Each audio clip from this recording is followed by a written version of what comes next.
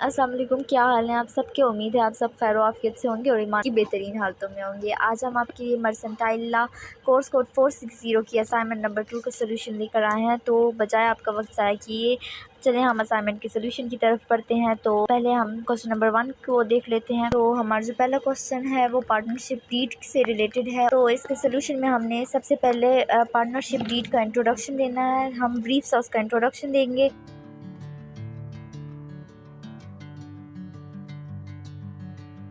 और उसके बाद हम इसके पार्ट नंबर 2 की तरफ चलेंगे। इस क्वेश्चन का जो अगला पार्ट है उसमें हमें डिटेल में बयान करनी है duties of partners in partnership agreement under the partnership act 1932। तो ये जो पार्टनरशिप एक्ट 1932 है ये बहुत ज़्यादा इंपॉर्टेंट एक्ट है। आपके पेपर पॉइंट ऑफ व्यू से ये बहुत ज़्यादा इंपॉर्टेंट, इससे रिलेटेड बहुत से क्वेश्चन आपको पेपर्स में आ सकते हैं। 3-4 एक्ट हैं ये आपके कोर्स में जो कि बहुत ज़्यादा इंपॉर्टेंट है। ये कुछ एक्ट्स हैं, पार्टनरशिप एक्ट 1932 और निगोशिएबल इंस्ट्रूमेंट एक्ट 1881 और कंपनसेशन एक्ट 1923। ये 4 जो हैं ये बहुत ज़्यादा इंपॉर्टेंट हैं आपके paper of point of view से। आप इनसे एक बार लाजमन को थ्रू हो जाएं। इसी के साथ हमारा जो है पहला क्वेश्चन जो है वो कंप्लीट हो चुकी है और एंड पे हमने ये कंक्लूजन दी है। कंक्लूजन जो है ये छोटी सी समरी है फर्स्ट क्वेश्चन की आप, और इसके बाद हम जो है क्वेश्चन नंबर 2 की तरफ चलते हैं। तो पहले देख लेते हैं क्वेश्चन नंबर 2 की स्टेटमेंट। तो आप देख सकते हैं ये भी जो क्वेश्चन है पार्टनरशिप एक्ट 1932 के ही अकॉर्डिंग आया हुआ है और इसमें भी हमने पार्टनरशिप एक्ट 1932 के अकॉर्डिंग ही हमने बयान करना है, इसे एक्सप्लेन करना है। आप इसका सोल्यूशन देख सकते हैं। इसमें हमने एडमिशन ऑफ अ पार्टनर्स और इसका इफेक्ट ये सारा कुछ हमने डिटेल में हेडिंग के साथ हमने यहाँ पे इसे मेंशन किया है। उसके बाद रिटायरमेंट ऑफ अ पार्टनर को भी थोड़ा सा डिटेल में आगे हमने इसको बयान किया गया।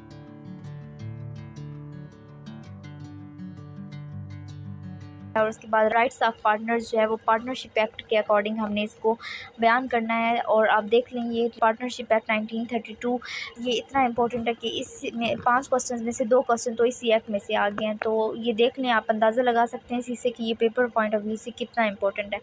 आप देख लें आगे हमने इसको कुछ पॉइंट्स बयान किए गए हैं, आगे इसकी कुछ इंपॉर्टेंस बयान की गई है। आप इससे एक बार गो थ्रू हो जाएँ और के अलावा एंड पे थोड़ी सी कंक्लूजन एक शॉर्ट सी आप कह सकते हैं ये समरी है इस क्वेश्चन की। और आप लिखना चाहें तो वेल एंड गुड, अगर नहीं लिखना चाहें तो आप इसे स्किप भी कर सकते हैं। तो इसके साथ हमारा क्वेश्चन नंबर 2 कंप्लीट हो जाता है और इसके बाद हमारा क्वेश्चन नंबर 3 आ रहा है।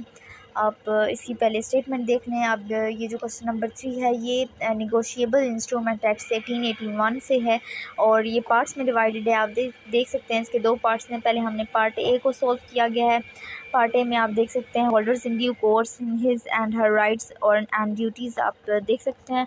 इसको हमने थोड़ा सा एक्सप्लेन किया, हमने बहुत ब्रीफली इसको एक्सप्लेन किया और अगर हमने इसे एग्जांपल के साथ इसे बयान किया है ताकि आपको इससे ये इजीली समझ आ जाए। आप ये देख सकते हैं पहले हमने थोड़ा सा इंट्रोडक्शन दिया था इस क्वेश्चन का और फिर हमने इसे स्टार्ट किया था। इंट्रोडक्शन आप दे दें ज़्यादा बेहतर है। उसके बाद हमने इसको 1881 की एक्ट के अकॉर्डिंग हमने इसको बयान किया है। आप देख सकते हैं पार्ट 2 में हमने 1881 की एक्ट को यूज़ करते हुए बैंकर कस्टमर रिलेशनशिप यहाँ पे बयान किया है और इसको भी हमने ब्रीफली एक्सप्लेन किया है। आपकी आसानी के लिए हमने इसे बहुत ब्रीफली बहुत खूबसूरत अंदाज में हेडिंग्स और सब हेडिंग्स के साथ आपको यहाँ पे ये लिख कर दिखाया है। आप देख सकते हैं आगे हमने इस बैंकर कस्टमर रिलेशनशिप की जो है टाइप्स हमने बयान की गई हैं और हर टाइप को हमने बहुत ब्रीफली बयान किया गया। उसके बाद ड्यूटीज़ ऑफ अ बैंकर और ये हमने duties of banker, duties of customer ये भी हमने बहुत ब्रीफली एक्सप्लेन किया है ताकि आप इसे आसानी से लिख सकते हैं और आपका ज़्यादा टाइम भी वेस्ट ना हो इन असाइनमेंट्स पर। और हेडिंग्स के साथ हमने यहाँ पे ये मेंशन किया है। तो इसके बाद आप देख लें ये क्वेश्चन नंबर 3 ख़त्म हो चुका है इसी के साथ ही और आप हम क्वेश्चन नंबर 4 की जाने बढ़ते हैं।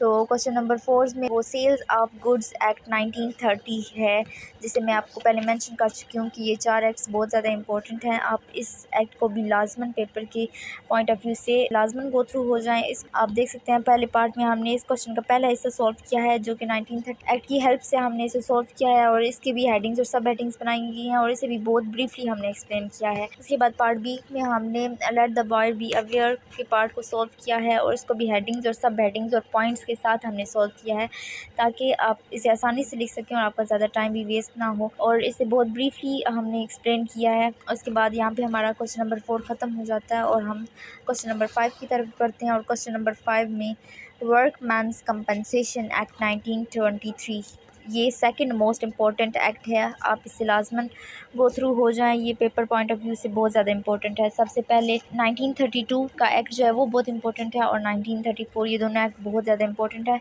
आप इनसे लाजमन गो थ्रू हो जाएं। देखिए हमने इसके पॉइंट्स बयान किए गए हैं, 3 पॉइंट्स है, और हर पॉइंट्स के आगे पॉइंट नंबर 2 की आप देख सकते हैं, सब हेडिंग्स भी हैं, सब पॉइंट्स भी हमने बनाए हैं। उसके बाद हमने इसकी इंपॉर्टेंस बयान की है, आप देख सकते हैं इंपॉर्टेंस ऑफ वर्कमैन्स कंपनसेशन एक्ट 1923, ये बहुत इंपॉर्टेंट है, और इन पॉइंट्स को आप लाजमन जो है पेपर्स पॉइंट ऑफ व्यू से देखें और इन्हें याद कर लें, इन्हें रिमेंबर करें, और उम्मीद करती हूँ कि असाइनमेंट आपके लिए हेल्पफुल रहेगी पेपर की तैयारी के लिए। तो इसी के साथ हमारी असाइनमेंट कंप्लीट होती है, और हमें दीजिए इजाज़त। अगर आपको हमारी वीडियो और ये छोटी सी काविश पसंद आई है तो हमारी वीडियो को लाइक कर दें और चैनल को सब्सक्राइब कर दें। Thank you, thanks for watching.